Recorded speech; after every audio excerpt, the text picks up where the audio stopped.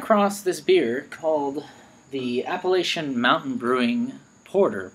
It's out of Boone, North Carolina, and it's a pretty interesting beer. I don't know how well they're distributed, but I thought I'd give it a try. I'd never seen it before. And it is not too heavy. As porters go, it's about 6% alcohol by volume. It's not too complex. This is a beer that would be good with food. As you can see, it's a very dark, it's very thick, has a very thick mouthfeel. It's one of the things that struck me about it. Flavor-wise, it really kind of hits you sweet up front, which is kind of strange to think about when we think about porters. We often think of them as bitter, coffee-like, and it has that quality. But it's more in the back of the mouth. It has that coffee quality, a little more bitter as it goes down. It's certainly not the most bitter beer. So for non-standard porter drinkers, this would be a pretty good beer to try. What I also found that I thought was rather interesting is after I put the beer down and let it sit, the flavors sit for a minute, there was almost a tanginess or almost a metallic. It wasn't unpleasant, but it was a very different flavor that came up.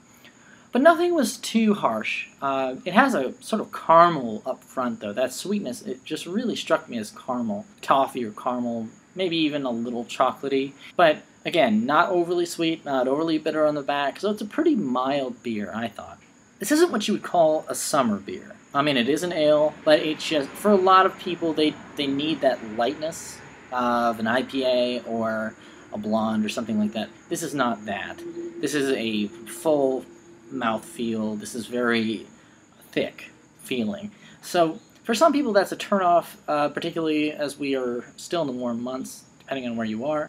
But for me, I can drink these kind of beers all year long. I still find it refreshing, but it's not the same as something that would be a little more leafy or plant-like. Not a quick sipper. I think about what this would pair well with, or any beer like this. It would go really well with something a bit saltier, I think, because of its sweetness and that bitterness.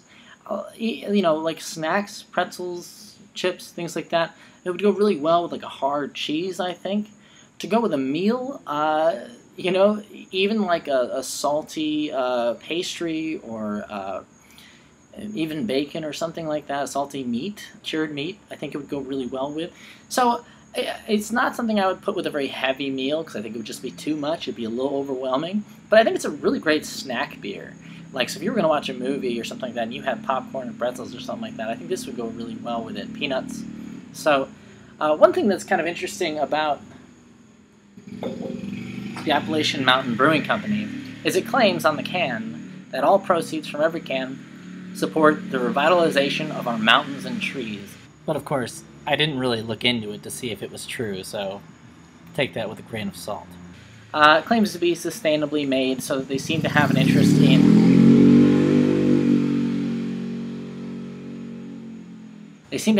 in sort of green business practices, which I think is, of course, something we should all support.